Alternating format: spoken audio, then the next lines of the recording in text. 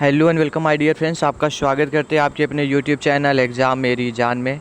दोस्तों, इस वीडियो में बात करूंगा केमिस्ट्री। ये लेक्चर नंबर 5 रहने वाला है। हम लगातार से प्रैक्टिस कर रहे हैं बीएससी नर्सिंग सीनेट एग्ज़ाम के लिए। वैसे तो केमिस्ट्री हर स्टेट में पूछी जाती है बीएससी नर्सिंग के एंट्रेंस एग्ज़ाम में, लेकिन जो ये वीडियो शूट किया जा रहा है ये ख़ास तौर से जो लोग सीनेट एंट्रेंस एग्ज़ाम बोले तो उत्तर प्रदेश से बीएससी नर्सिंग की तैयारी कर रहे हैं, उनके लिए बेहद ही महत्वपूर्ण ये वीडियो होने वाली है। यहाँ हम लोग प्रैक्टिस करेंगे पूरे 40 क्वेश्चंस के जो बीएससी नर्सिंग एंट्रेंस एग्ज़ाम में पूछे जाते हैं। ठीक है, 40 क्वेश्चंस करेंगे। आप देखिएगा ज़रूर से इस सेट में से क्वेश्चन आपके एंट्रेंस एग्ज़ाम में छपने वाला है, तो पूरा वीडियो देखिएगा। ठीक है, और आगे बढ़ूँ वीडियो में उसके पहले क्लियर कर देना चाहता हूँ आपको, ये जो पीडीएफ दिख रही है ना, जो हम प्रैक्टिस करवा रहे हैं आपको, वो बिल्कुल फ्री में टेलीग्राम पे आपको दे रहे हैं। टेलीग्राम का लिंक डिस्क्रिप्शन बॉक्स में है। सिर्फ़ और सिर्फ आप जो लिंक है उसके द्वारा आ सकते हो, सर्च करके नहीं आ सकते। प्राइवेसी के चलते प्राइवेट करके रखा गया है। ठीक है, तो ये प्रैक्टिस सेट आपको चाहिए होगा तो टेलीग्राम ज्वाइन कर लेना। अब दूसरी चीज़, आपके पास महीने भर का भी टाइम दोस्तों नहीं बचा हुआ है, और ऐसे में अगर आप चाहते तैयारी अच्छे लेवल से हो जाए और गवर्नमेंट एक सीट आपको अलॉट हो जाए, तो उसके लिए मैंने एक नोट्स क्रिएट किया हुआ है जिसको आप परचेज कर सकते हो। ठीक है, उसमें आपको फिजिक्स, केमिस्ट्री, बायोलॉजी और नर्सिंग एप्टीट्यूड, इंग्लिश, ये सभी सब्जेक्ट्स मिल जाएंगे। ठीक है, बाइलिंगुअल तरीके में मिल जाएंगे, जिसमें क्या है प्रीवियस ईयर क्वेश्चंस हैं, साथ में unit wise topic wise question दिए गए हैं, और थ्योरेटिकल पोर्शन भी इसमें आपको मिल जाएगा। थ्योरी वाले सेक्शन भी आपको इस नोट्स में मिल जाएंगे। और ये जो नोट्स है दोस्तों, वो सिर्फ़ और सिर्फ 199 का रखा गया है। पहले ये 499 का था, लेकिन अभी में आपका एग्ज़ाम जो है बेहद करीब है, महीने भर का भी टाइम नहीं बचा हुआ है, जिसको देखते हुए ये 199 में कर दिया गया, जिससे कि सभी ज़रूरतमंद स्टूडेंट्स इसको परचेज कर सकेंगे। अब आपका क्वेश्चन होगा सर आखिर में हम परचेज कैसे करेंगे, तो आपको बताता हूँ। ये मेरा व्हाट्सएप नंबर है, नोट डाउन करिएगा, 9517193475, 9517193475। सिंपल में इसमें व्हाट्सएप करिएगा यूपी बीएससी नर्सिंग नोट्स लिख करके। ठीक है, फिर आपके पास स्कैनर जाएगा, उसके बाद आप 199 का पेमेंट करेंगे, जिसके बाद आपको नोट्स प्रोवाइड कर दिया जाएगा। और जो स्टूडेंट्स नोट्स परचेज किए हुए हैं उनका अलग से व्हाट्सएप ग्रुप बना हुआ है, तो क्लासेज की जो नोटिफिकेशन होती है वहीं पर प्रोवाइड हो जाती है। ठीक है, इस नंबर पे व्हाट्सएप करके आप नोट्स ले सकते हो। तो चलिए आज का क्लास जो है स्टार्ट करते हैं, और आप बताइएगा क्लास ख़त्म होने के बाद कि 40 क्वेश्चन में से आपके कितने मार्क्स बन रहे हैं, कितना आपने सही किया हुआ है। पहला क्वेश्चन आपकी स्क्रीन पर है, तो आंसर करेंगे सभी स्टूडेंट्स। ठीक है, दिया हुआ है यौगिक जिसका अणुसूत्र C4H6 है में होता है एक त्रिबंध या दो द्विबंध। ठीक है, ये सब बताना आपको। इंग्लिश में पढ़ते हैं, जल्दी समझ में आएगा। The compound whose molecular formula is C4H6 contains. आपको बताना है C4H6 में होता क्या है। तो हम फटाफट से बिना कुछ सोचे समझे C4H6 का स्ट्रक्चर बना लेते हैं। तो कुछ इस तरीके में स्ट्रक्चर आएगा, ध्यान दीजिएगा। ठीक है, इधर से 3 आप लगा दो और इधर से भी। कार्बन की जो वैलेंसी है वो 4 रहने वाली है, तो 3 इधर से हो गया, 1 इधर से हो गया। इस कार्बन की 3 इधर से हो गया, 1 इधर से हो गया। और इस कार्बन की बात कर लूँ तो 3 हाइड्रोजन है, एक कार्बन के साथ है, और ये भी 3 हाइड्रोजन के साथ और एक कार्बन के साथ।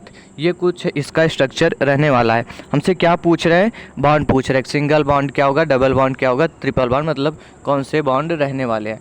तो सर यहाँ पर डबल बॉन्ड नहीं है, तो द्विबंध जिसमें दिया हुआ है उसको पहले कट कर दो। ये भी कट कर दिया मैंने, तीनों ऑप्शन कट हो गए। लेकिन जो चौथा ऑप्शन है वो कह रहे हैं कि एकल बंध है, कह रहे हैं कि एकल बंध है, मतलब सिंगल बॉन्ड है, सिर्फ और सिर्फ सिंगल बॉन्ड है। तो दोस्तों ये भी ऑप्शन कट गया। शायद कुछ मिसप्रिंट रह गई, जिसके चलते चारों ऑप्शन कट गए आपके। एक मेरा यहाँ पे ट्रिपल बॉन्ड है, ये काउंट करना यहाँ पे भूल गए। एक ट्रिपल बॉन्ड है, बाकी सभी सिंगल बॉन्ड में है, ये चीज़ ध्यान रखिएगा। ठीक है, तो इसमें से कोई आंसर नहीं है आपका। दूसरी चीज़, अब कुछ लोग इसमें ABC बता रहे होंगे, दूसरी चीज़ ध्यान दीजिएगा, ये लिखा हुआ है C4H6। आप बिना स्ट्रक्चर बनाए भी कर सकते थे। C4H6 है, तो मैं पहले लिख लेता हूँ CN, फिर कर देता हूँ H2N, N की वैल्यू 4 है तो 4 इंटू 2 किया 8 आ गया। अगर वहाँ से मैं -2 कर लूँ, ठीक है, CnH2n -2, तो क्या होता है, ये एल्काइन हो जाता है। एल्केन, एल्कीन, एल्काइन, ये एल्काइन का फार्मूला है। और एल्काइन के फार्मूला में थर्ड बॉन्ड आता है, एल्केन में सिंगल बॉन्ड रहता है और एल्कीन में डबल बॉन्ड रहता है। ये चीज़ समझ में आई क्या? CnH2n -2 कैसे हुआ? तो Cn, N की वैल्यू 4 है तो H की वैल्यू बोल रहे हैं H2n -2, तो अगर मैं 4 इंटू 2, 4 इंटू 2 -2 कर दूँ तो 6 आएगा। वही चीज़ यहाँ पर दी हुई है। तो ये एल्काइन है और इसमें ट्रिपल बॉन्ड आएगा। ठीक है, बढ़ता हूँ अगले क्वेश्चन पर। इस क्वेश्चन में कोई ऑप्शन ठीक नहीं था। वही चीज़ आगे रिपीट हो गई। एल्काइन का फार्मूला हमसे पूछा गया है, तो ये तो ठीक हो गया कि CnH2n -2 होता है तो हम उसको एल्काइन बोल देते हैं। सर एल्केन किसको बोलते हैं? तो CnH2n +2, और एल्केन हो गया, ये एल्काइन हो गया, और एल्कीन होता है एक, तो उसका होता है CnH2n। कॉपी पेपर लेकर के बैठिए, पेन और पेपर लेकर के बैठिए, नोट डाउन करिएगा। सब चीज़ें क्वेश्चन में नहीं आ सकती। ज़रूरी नहीं कि हर बार एल्काइन पूछा जाए, आपसे एल्केन पूछ सकता है, एल्कीन पूछ सकता है, वो मैंने आपको साथ में बताया हुआ है। एल्काइन हमसे पूछा था तो CnH2n -2 हम कर देते हैं, मेरा ठीक आंसर हो जाएगा। सी ऑप्शन ठीक आंसर है। अगले क्वेश्चन पर बढ़ते हैं। कह रहे हैं कि कार्बनिक यौगिकों का नामकरण की आधुनिक पद्धति क्या है? The modern system of naming organic compounds, तो उसको हम IUPAC बोल देते हैं।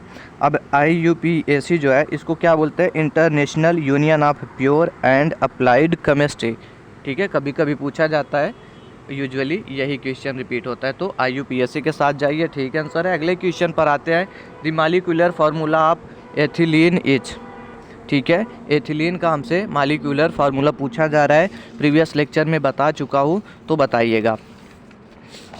ये जो हो जाएगा दोस्तों एथिलीन का, तो देखिए पहले वही फार्मूला से निकालिए, एल्केन, एल्कीन और एल्काइन वाले।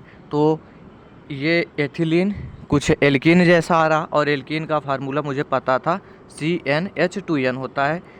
तो देखो यहाँ पे 2 है C और यहाँ पर 4 है, ये कॉम्बिनेशन बन गया ना C2H4 वाला।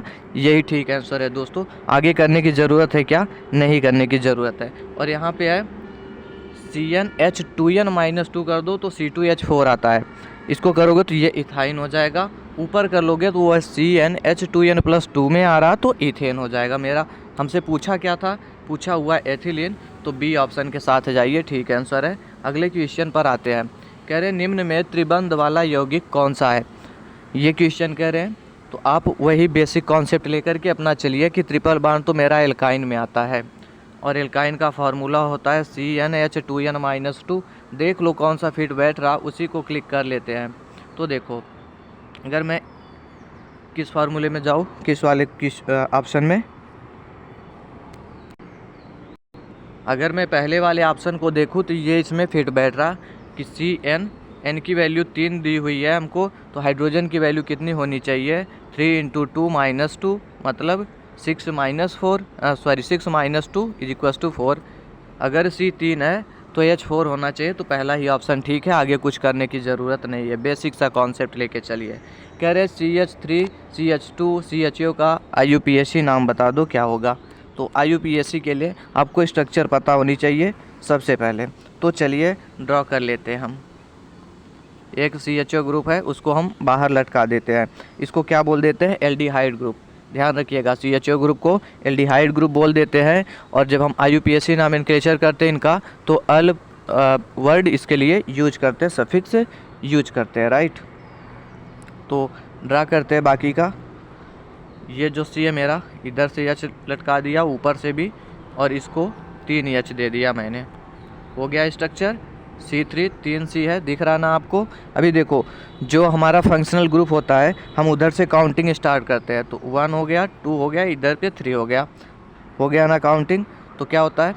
मेथ एथ प्रोप, प्रोप वर्ड यूज करेंगे, तो मैंने किया प्रोपेनल। मैंने बोला ना अल वर्ड इसके लिए यूज किया जाता है, किसके लिए? जब एल्डिहाइड ग्रुप होता है। तो प्रोपेनल जो ऑप्शन है उसको क्लिक करिए, B ऑप्शन में है सर, ठीक है। आगे बढ़ता हूँ। अब वही चीज़ें रिपीट हो गई। कह रही एल्डिहाइड ग्रुप कौन सा है, अभी मैंने पढ़ा CHO ग्रुप को हम एल्डिहाइड ग्रुप बोल देते हैं, ठीक है। दूसरी चीज़, अब यहाँ पे 2-3 चीज़ें बताऊँगा, ज़रूरी नहीं कि हमेशा आपसे फंक्शनल ग्रुप पूछा जाए, आपसे कुछ और भी पूछा जा सकता है, जो पूछा जा सकता है वो मैं आपको बताता हूँ। CHO जो है ये एल्डिहाइड ग्रुप है, इसके लिए हम अल वर्ड यूज करते हैं, AL। ये मेरा कार्बोक्सिलिक एसिड ग्रुप है, इसके लिए हम ओइक एसिड यूज करते हैं, methanoic acid, propanoic acid, butanoic, ऐसा वर्ड हम यूज करते हैं ना, इसके लिए। OH जो है ये मेरा एल्कोहल ग्रुप है, और एल्कोहल के लिए हम ऑल वर्ड यूज करते हैं। सर ये क्या है, ये कीटोन ग्रुप है मेरा, ठीक है, या बोले तो कार्बोनिल ग्रुप है, ठीक है। कीटोन फंक्शनल ग्रुप या कार्बोनिल ग्रुप जो है वो ये स्ट्रक्चर है इसका, ठीक है। अगले क्वेश्चन पर बढ़ता हूँ। हरे फलों को कृत्रिम रूप से पकाने हेतु प्रयुक्त किया जाता है, कई बार बता चुका हूँ, एथिलीन होता है, यहाँ कुछ समझाऊंगा नहीं, एथिलीन होता है। आगे बढ़ता हूँ अगले क्वेश्चन पर। यूरिया NH2CO NH2 जिसको बोलते हो, नाइट्रोजन की प्रतिशत मात्रा पूछ रहे हैं। अब देखो कुछ स्टूडेंट्स होंगे गांव के, कुछ क्या मैक्सिमम स्टूडेंट्स गांव के होंगे, ठीक है, तो हम भी गांव से हैं, बताते हैं आपको, गांव वालों बच्चों को पता होगा। अभी आएगा बरसात का मौसम, और उसमें खेतों में क्या दिया जाता है, यूरिया दिया जाता है। जाते हैं ना पैकेट खरीदते हैं मार्केट से, यूरिया दिया जाता है। अगर वही कभी पैकेट जिसको कि क्या बोलते हैं, बोरा या बोरी जो भी बोलते हैं आपके उधर, तो उसमें डायरेक्ट लिखा होता है कि नाइट्रोजन जो है ना वो 46.6% है उसमें। अगर वही समझ के क्लिक कर दो तुम्हारा सही आंसर हो जाएगा, लेकिन नहीं, शहर वाले हैं कुछ बच्चे, उनको नहीं पता होगा, तो वो लोग सब कैलकुलेशन करना स्टार्ट करेंगे। तो चलिए हम भी कैलकुलेशन कर लेते हैं। तो सबसे पहली चीज़ आपको मॉलिक्यूलर मास निकाल लेना है, किसका, इस नाइट्रोजन का, ठीक है। तो पता होना चाहिए नाइट्रोजन का जो है, नाइट्रोजन का कितना होता है, 14 लिख देता हूँ, ध्यान रखिएगा। कार्बन का 12, ऑक्सीजन का 16 होता है, हाइड्रोजन का 1 होता है, पता है ना सभी को। चलिए अब तुम इसमें निकाल लेना NH2CO NH2 में करके, मैंने अलग से बता दिया, तो निकल के आ जाएगा 60 ग्राम, ठीक है, 60 ग्राम आ जाएगा।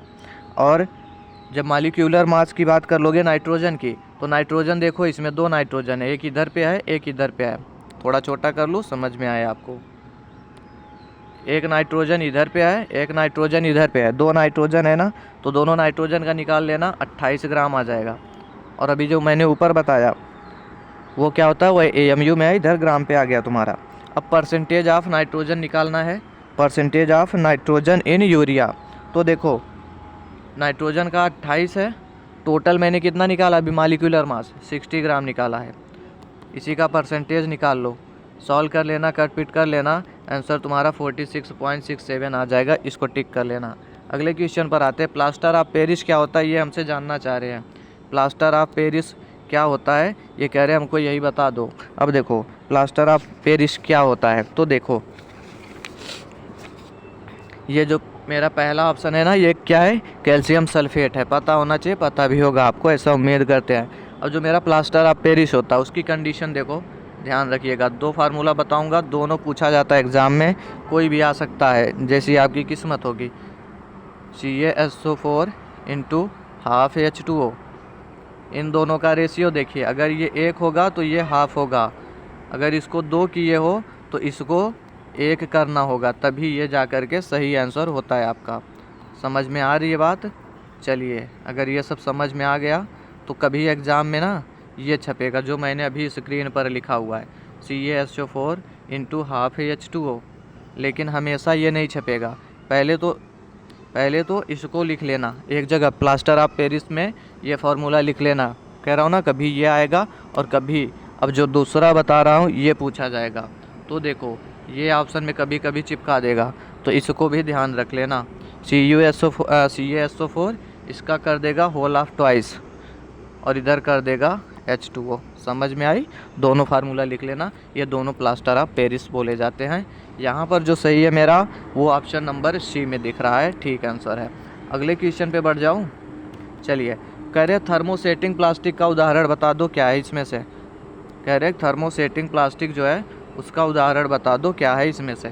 तो देखो इसमें 2 चीज़ें इंपॉर्टेंट हैं। थर्मोसेटिंग होती क्या है, और एक देखो, एक होती है थर्मोसेटिंग प्लास्टिक और एक होती है थर्मोप्लास्टिक। दोनों चीज़ यहीं पर समझाऊंगा, बेहद महत्वपूर्ण है। एग्ज़ाम में बार बार से क्वेश्चन छपते हैं दोस्तों, बस एग्जाम्पल बदल करके हर बार आते हैं। तो देखिएगा, दोनों चीज़ों को बताता हूँ। पहली चीज़ जो दिया हुआ है इन्होंने, थर्मोसेटिंग प्लास्टिक, उसके बारे में देख लेते हैं। तो देखो, थर्मोसेटिंग क्या होती है, जब ना इनको आप तापमान दोगे इनको, तो ये आसानी से पिघलते नहीं हैं, गलते नहीं आसानी से, तो उनको हम थर्मोसेटिंग बोल देते हैं। समझ में आ रही? इसका एग्जांपल ले लोगे जब थर्मोसेटिंग का, तो उसमें आ जाएगा आपका बेकेलाइट, मेलामाइन। दोनों एग्जांपल याद रखिएगा, पूछा जाता है, बेकेलाइट और मेलामाइन। क्या मैंने बोला, जब थर्मोसेटिंग प्लास्टिक जो है, इसको टेम्परेचर दोगे, ताप बढ़ाओगे, तो ये आसानी से नहीं गलता है, ये कठोर प्लास्टिक होता है। और जो मैं अभी दूसरा बोलूँगा, थर्मोप्लास्टिक को अगर आप टेम्परेचर दे रहे हो, तापमान दे रहे हो, वो तुरंत में मुलायम हो जाते हैं, ठीक है। लेकिन कभी कभी तो डेफिनीशन पूछ लेगा, आसान हो जाएगा आपके लिए, लेकिन हमेशा डेफिनीशन पूछे ये पॉसिबल नहीं है। अभी तुमसे यहाँ पूछा है कि थर्मोसेटिंग का उदाहरण बता दो, और मैंने कंडीशन जो दी है कि थर्मोसेटिंग आसानी से पिघलता नहीं है, एग्जाम्पल भी बता दिया, बेकेलाइट और मेलामाइन होता है, बताया ना दोनों एग्जाम्पल, बेकेलाइट और मेलामाइन। तो ये जो बच गए ना सभी, इनको किस में याद कर लेना, थर्मोप्लास्टिक में, ठीक है। जो बच गए उन सभी को थर्मोप्लास्टिक में याद कर लेना, और इसके साथ में नायलॉन भी, टेफ्लॉन भी उसी में याद कर लेना। समझ में आ गई? कभी कोई भी एग्जाम्पल पूछा जा सकता है। बेकेलाइट, मेलामाइन को तुम कर लेना थर्मोसेटिंग प्लास्टिक में। बाकी ये जो ऊपर के दो बच गए, ये नीचे का एक बच गया, उसके साथ में नायलॉन और टेफ्लॉन को कर लेना किस में, तो थर्मोप्लास्टिक में। बात समझ में आई हो तो वीडियो को एक छोटा सा प्यार दे। आगे बढ़ता हूँ। पूछ रहे हमसे थर्मोप्लास्टिक, रिपीट हो गया दोस्तों, अभी मैंने इसके जस्ट ऊपर बता दिया कि ये गर्म करने पर मुलायम हो जाते हैं। बी ऑप्शन ठीक है इसमें। आगे बढ़ता हूँ अगले क्वेश्चन पर, क्वेश्चन नंबर 13 में कह रहे हैं कि क्लोरोफॉर्म है एंटीबायोटिक, एंटी डिप्रेसेंट, ज्वरनाशक, निश्चेतक।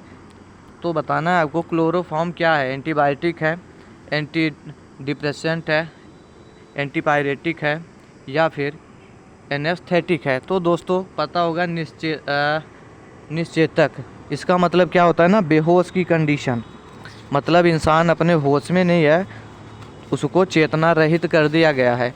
सभी को पता होगा क्लोरोफॉर्म बेहोश करने के लिए यूज किया जाता है, निश्चेतक के रूप में यूज किया जाता है। डी ऑप्शन ठीक है मेरा।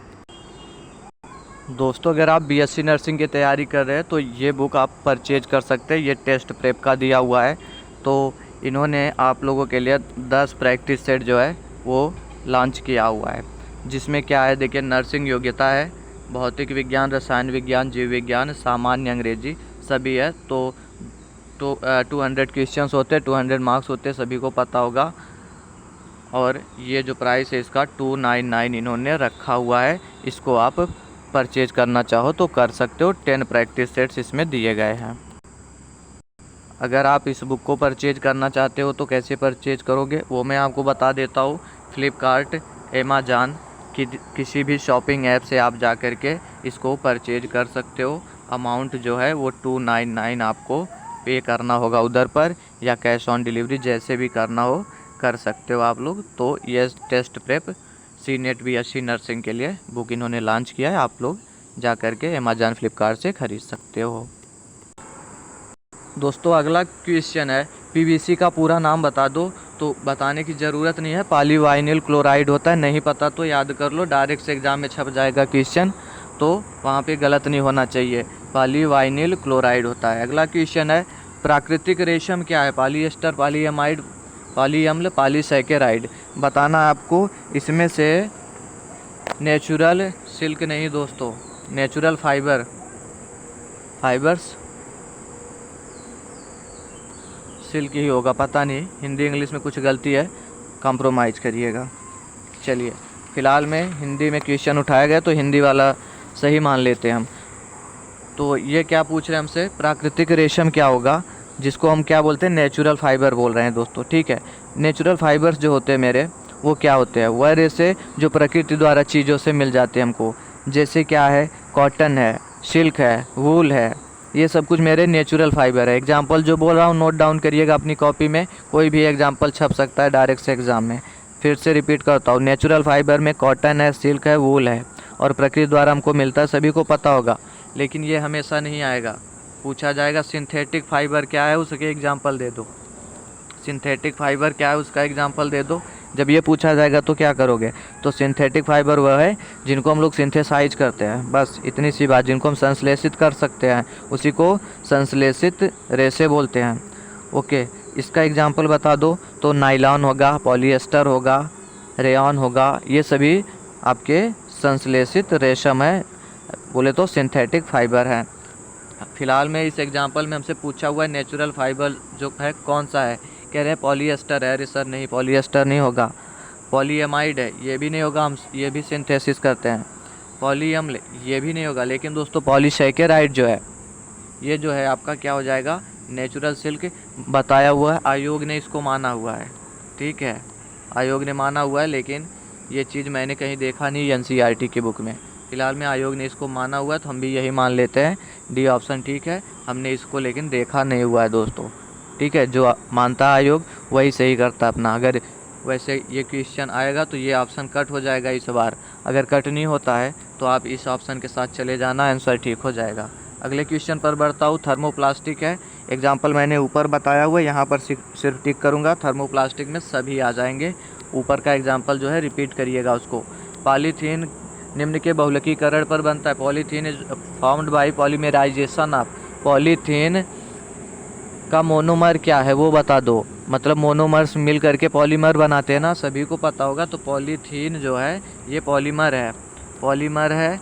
तो इसमें कौन सा मोनोमर, हिंदी में बोलूँ तो कौन सा एकलक होगा जो मिल करके जुड़ करके पॉलीथीन का बहुलक बना रहा है, वही बता दो। तो चलिए बताइएगा पॉलीथीन में क्या हो जाएगा। आप बोलेंगे कि सर एथिलीन होता है। जब कई एथिलीन जुड़ जाते हैं तो पॉलीथीन बन जाती है मेरी। लेकिन एथिलीन का फार्मूला पता होगा तब तो बताओगे ना। तो एथिलीन का फार्मूला ये होता है C2H4, अभी ऊपर भी बताया हुआ था। बाकी इधर का तुम तीनों निकाल सकते हो खुद से, ये भी बता के रखा है। अगला क्वेश्चन है, तेल तथा सोडियम हाइड्रोक्साइड की क्रिया कहलाती है the reaction of oil and sodium hydroxide is called. तो देखो इसको सिंपल में बोल दूँ तो इसको सपोनिफिकेशन कहते हैं, बोले तो साबुनीकरण कहते हैं। इस क्रिया को साबुनीकरण कहते हैं, नोट डाउन कर लीजिएगा।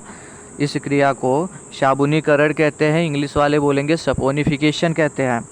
अब देखो, लेकिन हमेशा ये क्रिया ही पूछी जाएगी क्या? कभी तो तुमसे ये भी पूछा जा सकता है ना प्रोडक्ट क्या बनता है इसमें, तो बोलोगे सर ग्लिसरॉल बन जाता है मेरा।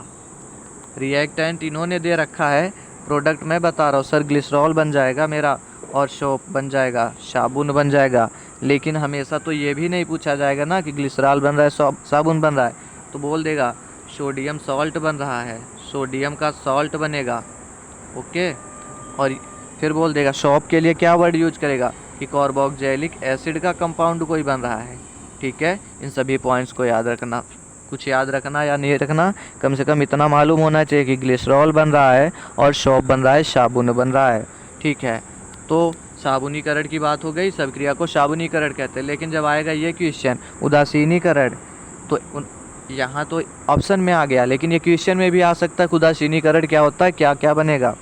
तो तुमको पता होना चाहिए, जब एसिड और बेस मिलता है तो मेरा क्या बन जाता है सर, साल्ट बन जाएगा प्लस वाटर बन जाएगा। साल्ट और वाटर जो बनता है यही मेरी उदासीनीकरण अभिक्रिया न्यूट्रलाइजेशन कहलाती है। बहुलीकरण क्या है, जब वही मोनोमर कई मिलते हैं तो जा करके पॉलीमर बनता है। ठीक है, कई मोनोमर इनकी एक चेन हो जाती है तो पॉलीमर बन जाता है, उसको बहुलीकरण कहते हैं। लेकिन जब तुमसे पूछेगा कॉम्बिनेशन रिएक्शन क्या है, संयोजन अभिक्रिया क्या है, तो क्या बोलोगे, तो बोलोगे 2 or more reactants to produce a single product।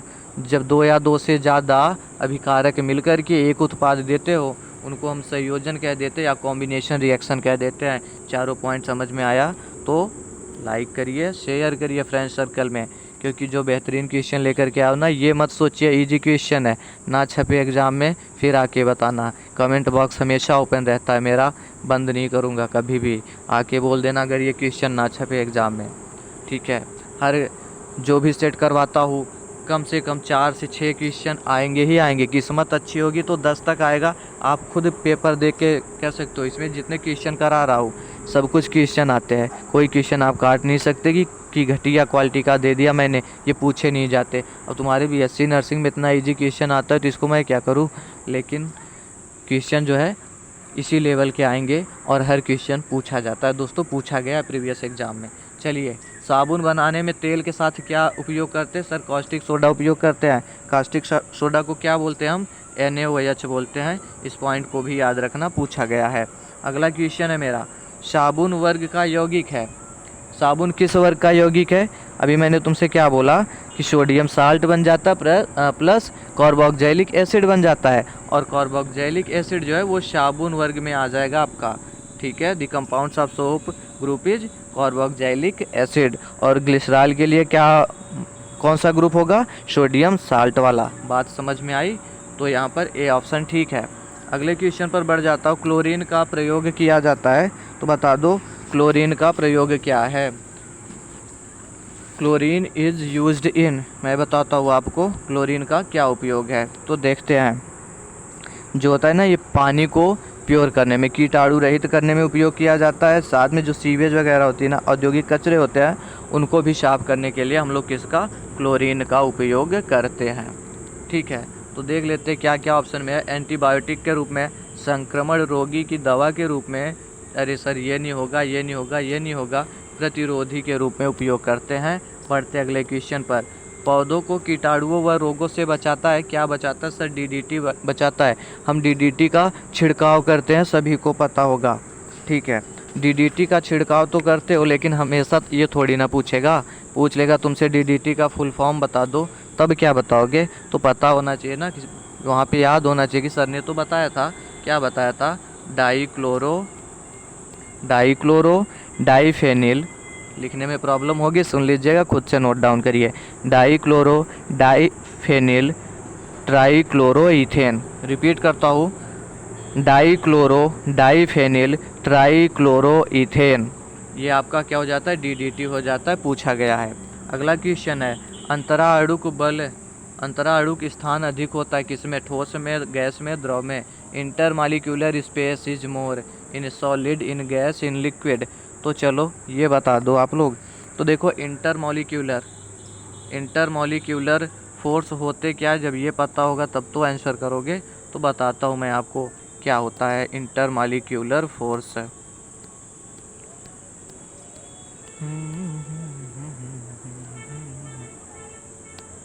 चलिए दोस्तों, इंटरमॉलिक्यूलर फोर्स क्या होते हैं? जो पड़ोसी कण होते हैं उसमें परमाणु, अणु या आयन, एटम्स, मॉलिक्यूल्स, ठीक है, ये जो होते हैं इनके बीच में आकर्षण या प्रतिकर्षण बल कुछ भी लगता हो ना, उसी को हम अंतराअणुक बल कह देते हैं, इंटरमॉलिक्यूलर फोर्स कहते हैं। और ये जो होता है सबसे ज़्यादा सॉलिड में होता है, उसके बाद किस में हो जाता है सर? लिक्विड में हो जाता है, उसके बाद गैस में होता है। तभी पता होगा, गैस में ये दूर दूर से होती है, मतलब अंतराअणुक स्थान, स्पेस जो होती है वो ज़्यादा होती है, इसलिए ये हवा में तेज़ी से फैलती, सबसे तेज़ी से गैस फैल जाता है, उसके बाद लिक्विड फैलती है, सॉलिड उसके बाद में। ठीक है, सबसे ठीक आंसर क्या हो गया मेरा? सबसे अधिक स्थान किस में होता है? तो सर गैस में होता है, बी ऑप्शन मेरा ठीक है। अगले क्वेश्चन पे आ जाओ। परमाणु के नाभिक में स्थित प्रोटॉनों तथा न्यूट्रॉनों की संख्या को हम क्या कहते हैं, वो बताना है आपको। ठीक है, अब इसमें भी कुछ बताने जैसा है क्या? उसको हम द्रव्यमान संख्या, बोले तो एटॉमिक वेट कहते हैं। क्या हो गया, गलत हो रहा है क्या? द्रव्यमान संख्या बोलते हैं, मास नंबर बोलते हैं। अगला क्वेश्चन है मेरा, किसी तत्व का परमाणु क्रमांक 17 है, उसके नाभिक में प्रोटॉनों की संख्या बता दो, ऐसा हमसे कह रहे हैं। तो चलो 17 लिख लेते हैं, परमाणु मुझे नहीं पता कौन सा है। ठीक है, कह रहे किसी तत्व के परमाणु क्रमांक 17 है, उसके नाभिक में प्रोटॉन की संख्या बता दो। 17 वैसे तुम्हें पता होगा, क्लोरीन का है, लेकिन हम मान लेते नहीं पता है तुम्हें। तो ये जो एटॉमिक नंबर होता है, एटॉमिक नंबर ही इलेक्ट्रॉन के बराबर होता है, यही प्रोटॉन के बराबर होता है, इस बात को ध्यान रख लेना। 17 जो है, 17 जो है, ये आपका एटॉमिक नंबर है, और यही इलेक्ट्रॉनों की संख्या भी होगी, यही प्रोटॉनों की संख्या होगी। तो 17 नंबर करके टिक करके आगे बढ़ जाओ। चलिए, CO2 में कह रहे हैं इलेक्ट्रॉनों की संख्या काउंट कर लो कितनी होती है। तो देखो CO2 लिख लिया मैंने, कार्बन का 6 होता है, ऑक्सीजन का 8 होता है, लेकिन ऑक्सीजन 2 है तो इसको गुणा कर लेना, ये हो गया 16 और ये हो गया 6, दोनों मिला करके हो गया 22 इलेक्ट्रॉन होगा। अगला क्वेश्चन है, न्यूट्रॉन की खोजकर्ता की नाम बता दो। तो जेम्स चैडविक होता है, सभी को पता होगा, जेम्स चैडविक होता है, ये सभी को पता होगा। लेकिन हमेशा ये नहीं पूछा जाएगा कि तुम न्यूट्रॉन का ही बताओ, पूछा जाएगा प्रोटॉन का बता दो तो बोलना रदरफोर्ड है इसके। अगर तुमसे पूछ ले इलेक्ट्रॉन का बता दो तो कह देना थॉम्सन है। अरे वो छोटी सी ट्रिक है ना, ईंट पर नाचे, सभी को पता है ना इलेक्ट्रॉन। तो क्या हो गया इलेक्ट्रॉन का, तो बोलोगे थॉम्सन। प से हो गया प्रोटॉन, र से हो गया रदरफोर्ड। प्रोटॉन का किसने कर दिया सर, रदरफोर्ड ने। ये नाचे से हो गया न्यूट्रॉन और ये च से हो गया चैडविक। ठीक है, अगला क्वेश्चन है, एक तत्व का परमाणु भार 45 है, परमाणु क्रमांक 21 है। चलो तत्व मुझे पता ही नहीं है, मैंने यक्स मान लिया। कह रहे एटॉमिक वेट 45 है, 45 लिख लिया। एटॉमिक नंबर मुझसे बोल दिए 21 है। कह रहे परमाणु में इलेक्ट्रॉन तथा न्यूट्रॉन की संख्या बता दो। तो देखो परमाणु क्रमांक जो होती है यही इलेक्ट्रॉनों की संख्या होती है, और जो इलेक्ट्रॉन होगा वही प्रोटॉन होगा। तो मेरे इलेक्ट्रॉन तो 21 रहने वाले, 21 तो मुझे इसमें दिख रहा है, इसमें दिख रहा है, ये ऑप्शन होने से रहा, ये नहीं होगा। ठीक है, 3 ऑप्शन में 21 दिख रहा, लेकिन सर मुझे पता है न्यूट्रॉन जो होते हैं ना, जो न्यूट्रॉन होते हैं वो क्या होते हैं, एटॉमिक वेट में से हम एटॉमिक नंबर को घटा देंगे, 45 माइनस 21 कर देंगे तो सर 24 आ जाएगा। मेरा डी ऑप्शन ठीक आंसर हो जाएगा। अगले क्वेश्चन पे आता हूँ लेकर के आपको। चलिए बताइएगा 20 कहाँ पे गया, हाँ 29 नंबर का क्वेश्चन आपकी स्क्रीन पर है, उसका आंसर करिए आप लोग। समस्थानिक के परमाणु द्रव्यमानों में अंतर का कारण बता दो, ये हमसे कह रहे हैं। चलिए दोस्तों बताइएगा समस्थानिक के कहाँ गया, समस्थानिक के परमाणु द्रव्यमानों में अंतर का कारण क्या होता है। तो देखो सब कुछ ध्यान से पढ़ लेना, उसके बाद सॉल्व करना। नाभिक में विद्यमान जो न्यूट्रॉन होते हैं ना, इनकी संख्या डिफरेंट हो जाती है, तो उसमें स्थानिक के जो होते हैं एटॉमिक मास में वो डिफरेंट आ जाती है। जैसे आइसोटोप की बात कर लो तुम, चलो 1H1 ले लिया मैंने, 1H2 ले लिया, 1H3 ले लिया, तुमको करके दिखा देता हूँ। सभी को पता है प्रोटियम, ड्यूटेरियम, ट्राइटियम। अभी तुम इसमें क्या करना, न्यूट्रॉन का नंबर निकाल लेना, सब में डिफरेंट आ जाएगा।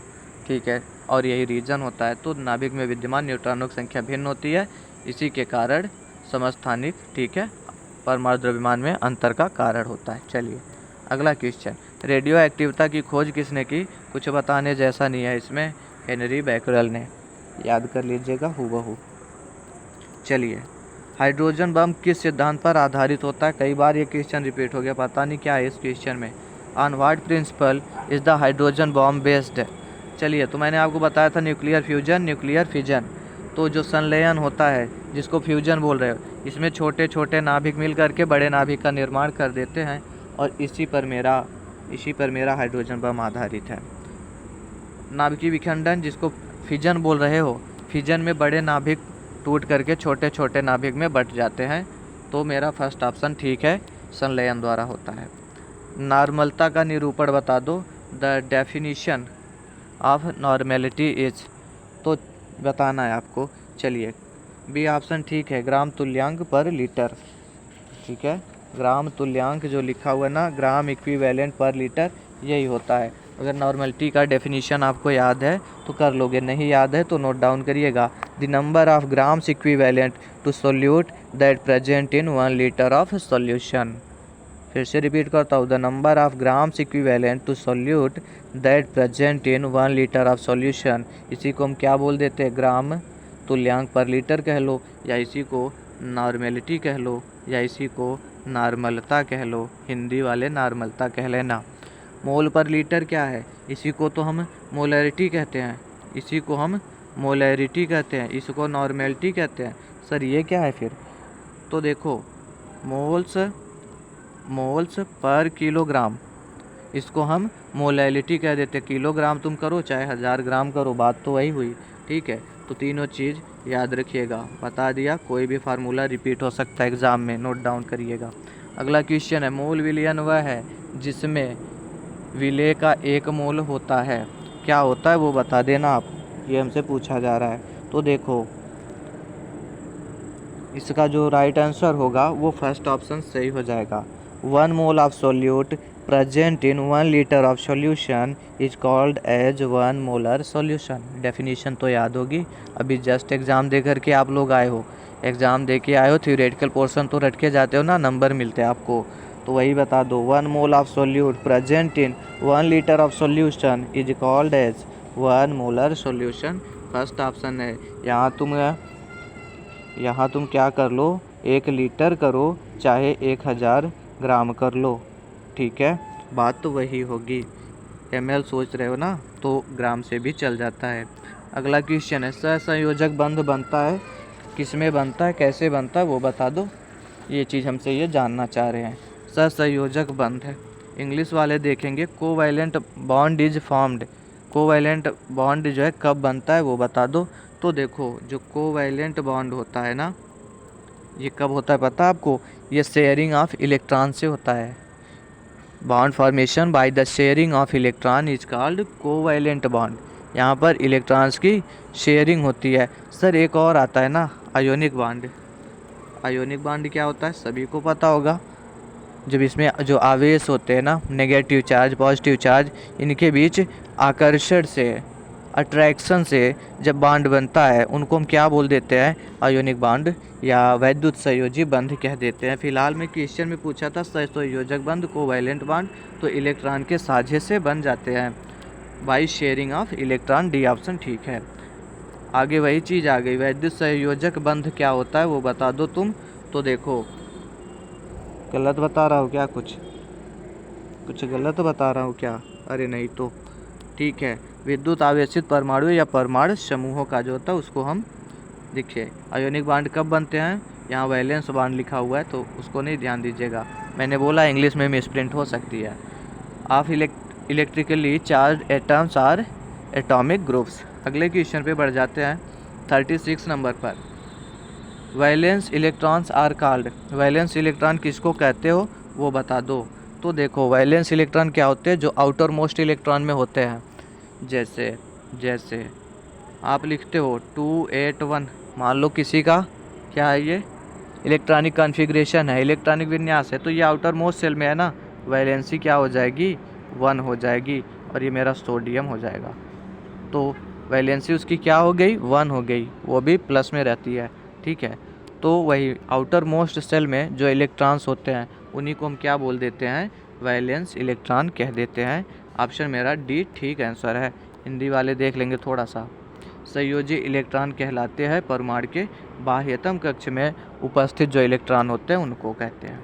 अगला क्वेश्चन हमसे कर रहे हैं C12H22O11, कुछ इस तरीके में लिखेंगे C12H22O11। इसमें कह रहे हैं कि कार्बन की ऑक्सीकरण संख्या बता दो, दी ऑक्सीडेशन नंबर ऑफ कार्बन। कैसे निकालते सर, मुझको पता ही नहीं है कैसे निकालते, तो लेकिन ये बता रहे 12 दिया हुआ है कार्बन का, और कार्बन का निकालना तो यक्स मान लिया कार्बन को, और 22 हाइड्रोजन है, हाइड्रोजन मुझे पता है 1 होता है, और 11 जो है वो ऑक्सीजन है, ऑक्सीजन का मुझे पता है -2 होता है, सबके बराबर में 0 रख दिया। अब इधर सॉल्व किया मैंने, 12x आ गया प्लस इधर पे 22 आ गया मेरा, और इधर पे जब किया मैंने, इधर पे किया मैंने, तो ये नेगेटिव आ जाएगा -22, क्योंकि इधर -2 है इधर 11 है, दोनों का मल्टीप्लाई करोगे तो -22 आएगा। ये तो कट गए दोनों, बचा 12x बराबर 0, 12x बराबर 0, तो x बराबर भी तो 0 हो गया।